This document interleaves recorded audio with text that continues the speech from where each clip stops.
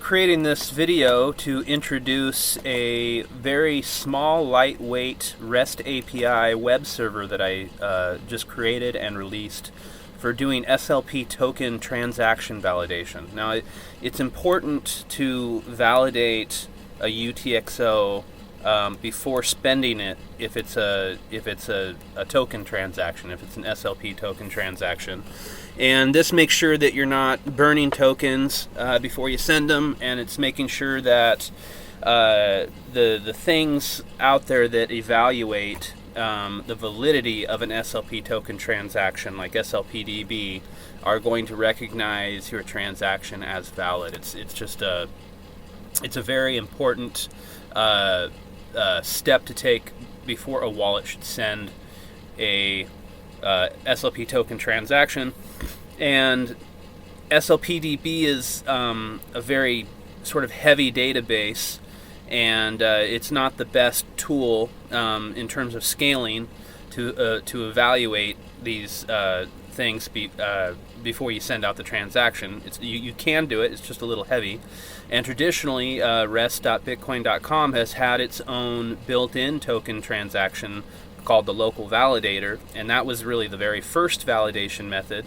And I got to give a huge shout out to James Kramer, who is the one who really has created all this, created slp-db, and is really solely responsible for launching the SLP protocol in real life.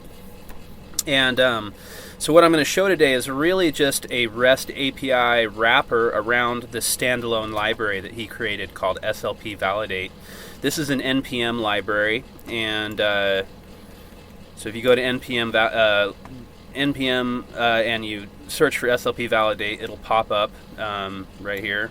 And so he's got this great, I'm looking at the GitHub page, and he's got some great examples that if anybody, where he walks through the different types of validations, where like you want to do like a pre-broadcast validation that may allow or not allow burning. A lot of subtle nuance there. What I'm going to show today implements this third example where you're evaluating a transaction ID to see if a token transaction is valid. You would do this either after a token transaction, or like if you're an exchange and you want to validate that the tokens you just received are valid. You'd also do it maybe before you send a token transaction to make sure that the UTXO you're about to spend is tied to a valid token transaction. But just be aware there is nuance here and other use cases, and this API could be expanded to cover all of them. But so this is the repository for the server.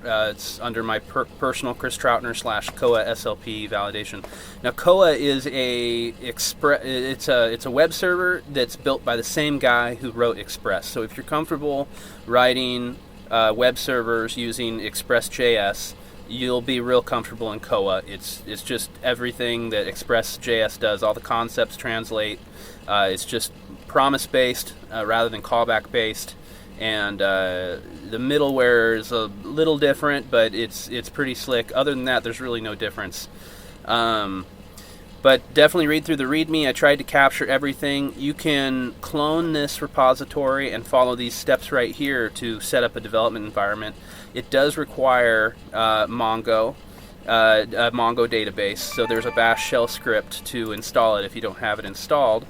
You can also, if you have Docker and Docker Compose, that's the much faster way to set up just a production environment with a couple commands. You can clone this repository, run Docker Compose build and Docker Compose up, and you're up and running on port 5001. These are the steps to customize those ports. You also need a full node to point this app to that does the heavy lifting in terms of the validate or getting the data to be validated. So that's one caveat. You need to have a full node.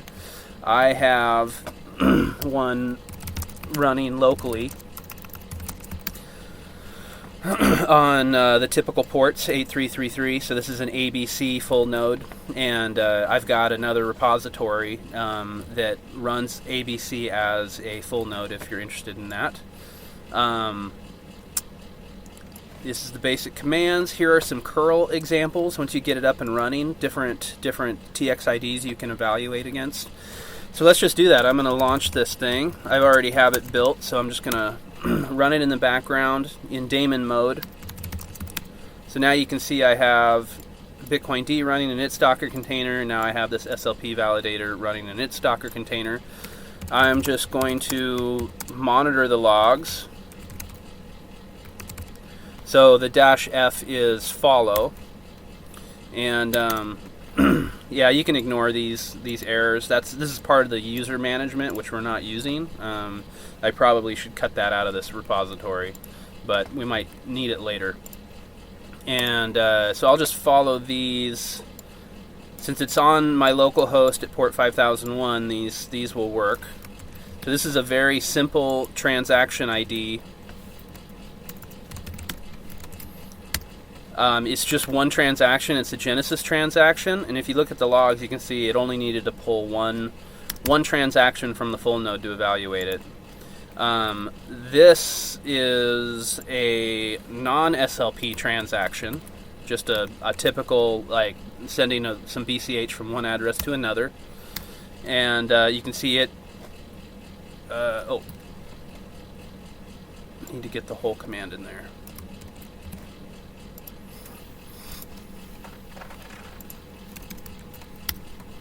And you can see it returned false. So the previous one evaluated true, this one evaluated false, and you can see again it only needed to pull one transaction. Now this is an example of a much more complex this is a valid SLP transaction, but it has a very long chain of transactions that preceded it, and you'll see that here in the logs.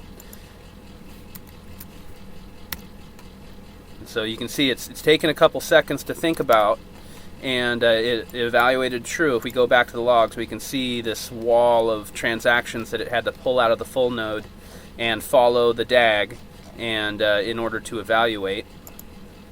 And that was pretty fast considering how humongous this DAG is, and this is the first time that it had ever seen it, and it has built-in caching. So now that transaction is cached, it should evaluate a lot faster. And that's the nice thing about this standalone library that James put together, is it has its own built-in caching. So if a very long transaction graph gets queried, the first response might take some time, but the same query for the same transaction later on should evaluate much faster. All right, so this is the basic walkthrough, and you can reach me, Trout at bitcoin.com, or on Twitter at Chris Troutner, if you have any questions. And hopefully this will help other developers in the SLP ecosystem that are struggling with this sort of bottleneck that exists with sort of inefficient validation of SLP transactions.